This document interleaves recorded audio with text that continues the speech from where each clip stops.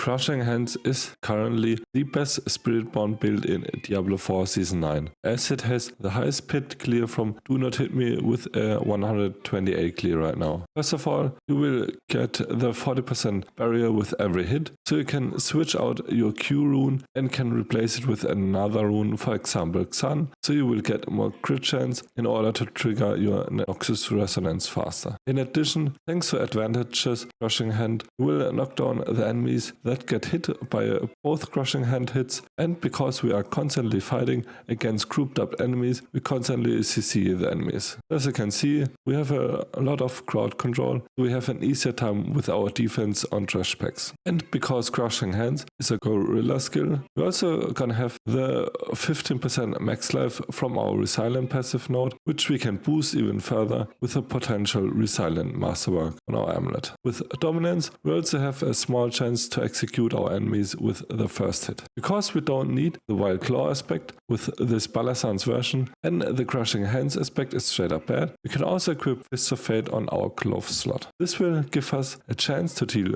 300% damage, which will also double dips with your Jaguar Spirit Hall as far as I know. In addition, if we hit the GA and a triple crit on luck hit chance, we have an additional 140% luck hit chance, which will boost our Catalyst and Wildfire luck hit chance. The question now, what is better, Rake or Crushing Hands? Well, Rake is still the best Balazans build if you have bad gear or you are on a low paragon level. Because of the natural resource cost reduction from loyalties and the cooldown reduction from your Rake cliff. And you will also lose the cooldown reduction from Balazans. So it doesn't feel as good as Rake to play from the cooldown perspective, but you will be also fine without a cooldown reduction. So Crushing Hand performs better on a high level if you can afford yourself a Shroud of False Death and a Ring of Starless Skies, as this will fix your resource problems. You can also go for a budget version, which I will show you in this video. Hard Rake is better until you have your full gear and your paragon setup. So both builds are really viable and play really good, although honestly I'm having even more fun with Crushing Hands,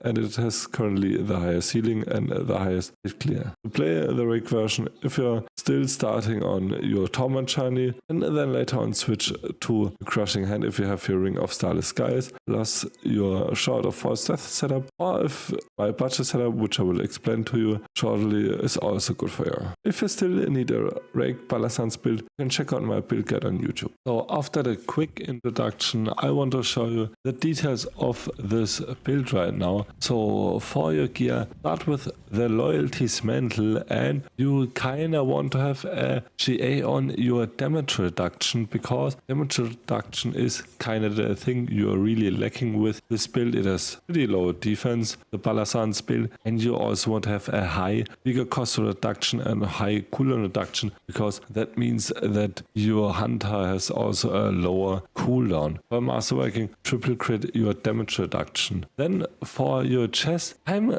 discussing right now the budget version. When you have no Ring of Starless Skies, spoiler, I already got 8 mythic items. I still didn't have either a Ring of Starless Skies or a Shroud of False Death. So for the people that also don't have these mythics yet, I will have a budget version for you with Yakanth Shell. The cool part for Yakanth Shell is that with Yakanth Shell and your Starlight aspect, you're gonna have enough resource with chance to restore prime resource that you can play this build even without Ring of Starless Skies, because without Yakanth you really need Ring of Starless Skies, otherwise this build won't work at all. So if you have a Shroud of False Death and a Ring of Starless Skies, take Shroud of False Death and also try to get a GA on damage reduction while insured, and try to get a high percentage for your life, because it will drain a lot of life from you, but if you're gonna always cast your spells, you should have no problem. And also triple crit your damage reduction while injured, this will help you a lot. And also the Yakanth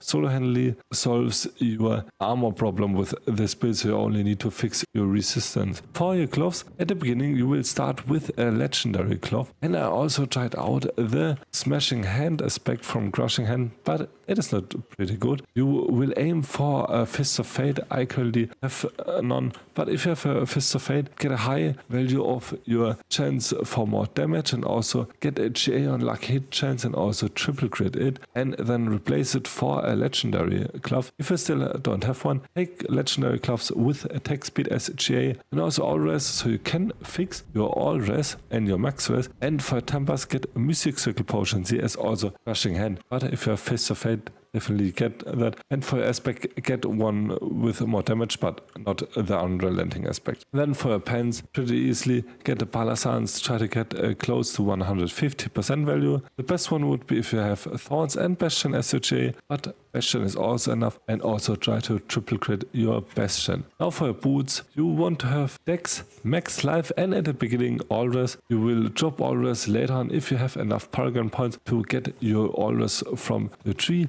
Then you will have Max Life, Dex, and either dodge chance or movement speed. You can check this up on my Charblana, and if you have further questions on the gear, also ask them in the comments down below. And for your tempers, also get movement speed and crushing hand size, so you will get these from your hand ones. And also for your masterworking, get your triple crit on your crushing hand size then. And for your aspect, get a duelist aspect on it, so you will get more damage from your ferocity charges and have more ferocity charges, and thus far also have more attack speed. For your weapon, get yourself a Dex, Max Life, and also chance to restore primary resource. Try to get a Max Life on J, you kinda need it to get more death, to get more life. And for your tempers, get primary Jaguar Spirit Hall Potency, as also Mystic Circle Potency, and triple crit your primary Jaguar Spirit Hall Potency 3 times, and then get the aspect of Plains power on it. For your amulet, pretty easily get ranks to potent on it, get ranks to understand power on it, get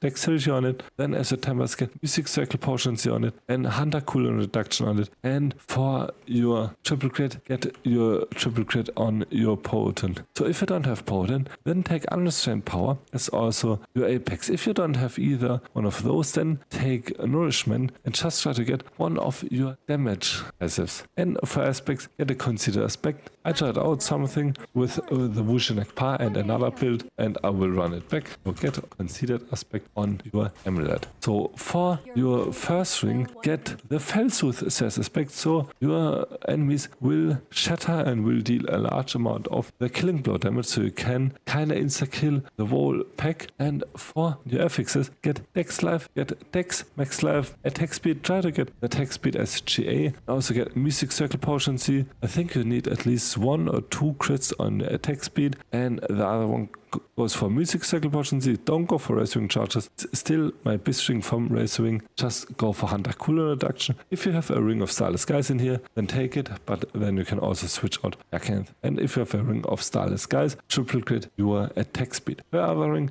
get either the Starlight aspect if you still have Yakanth, or otherwise get the Vehement Brawlers aspect on it, so you will do more damage after you cast an ultimate. And for affixes, also get Dex, Max Life, attack speed, Mystic Circle Potency, Hunter cooldown reduction, and triple crit Mystic Circle Potency. So for your legendary jewels, get yourself the 6% primary corset, 6% Max Life and unhindered, and also get yourself the Thorns Barrier and Fortify one. And last but not least, get the unique jewel that will give you 20% more elemental damage, but you're also gonna take 10% more damage. For your legendary wounds, take Tam Kwe for your helmet, and for your weapon, normally take the Quack, so you're gonna do no more damage based on your resource. And for your trigger rune, take the one where you're gonna do 100% like hit against an enemy that is not healthy. I still don't have it, although I'm farming runes right now. If you don't have it, just take a Sol rune. You can also check out my Charblana for the kind of variations of the build. So for the Horadric spellcraft, take the Disintegrate in your Crushing Hand slot, then take also Corrosive Vapor for more poison damage, so all of your max damage will go into poison damage. Also take Bottled Wind, so we have single-handedly filled out our area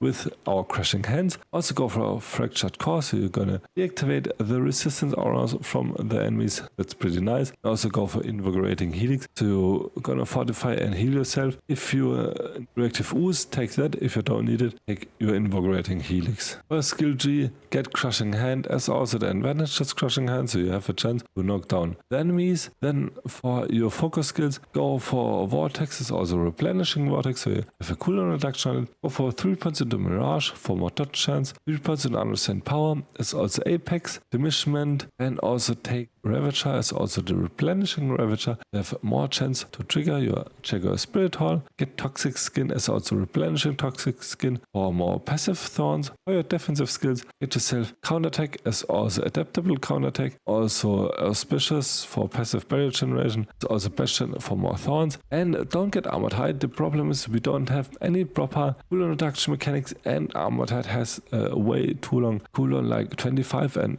only has 3 seconds uptime. So yeah, way too high downtime. So get yourself Ravager instead because of the cooldown reduction. Also get max ranks into Nourishment, and for your potency skills, get max points into Resilient as also 1 point to Dominant for more life, and you have a chance to execute enemies with your Crushing Hand, and also 3 points into Potence, so you're gonna do more damage with your Jaguar skills. And for your ultimate, max out Hunter as also Exalted Hunter and Harmonious Hunter, and max out Solution, Primacy, Initiative, Intricacy, and get 1 point into Sustenance and Spiritual Attunement. And for your key passive, get Noxis Resistance. For a Paragon board, you want to start with your Hubris in this slot first, and at the beginning, if you only have one board, get the Hubris in here for more Thorns damage. You can also take and swap out the Hubris in here. I think you will get more Thorns for all of your nodes. I think I will still change Revenge with the Hubris node, so we'll get more Thorns. For your third board, get yourself Convergence. Second board also get Spiny Skin, and get yourself Kenny and get at least the bonus for more non-physical damage. For your second last board, take Vicious Shield, as also Wildfire.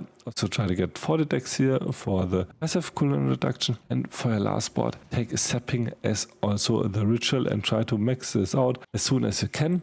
So after you got all of your green nodes, then start to try and look what things you need. Do you need armor? Okay, fine. Get more armor. Do I need more resistance? Yeah, for resistance. Do I already have enough resistance? Then go for more points into your glyphs. And then you can puzzle it piece by piece. The Paragon bot should be pretty good for these kind of topics, so you can just go whatever route you want to go here. Also for the Spirit Hall, pretty easily check your main and second because of your loyalties mantle. And also for your mercenaries, take Ura here as the first one, so you're gonna get more damage, deal more damage, get more all res if you need res. And for your second mercenary, you want to have the Aidkin that will give you damage reduction. So I hope I could show you a cool build, and currently the best pit push build in the Season 9. I'm having a real blast with Season 9. I hope you will also have a blast with Season 9, and also write down your opinions and your questions on the Season 9 so far in the comments down below. If you liked the video, please leave a like and a sub. It would boost my channel tremendously. Until next video, bye!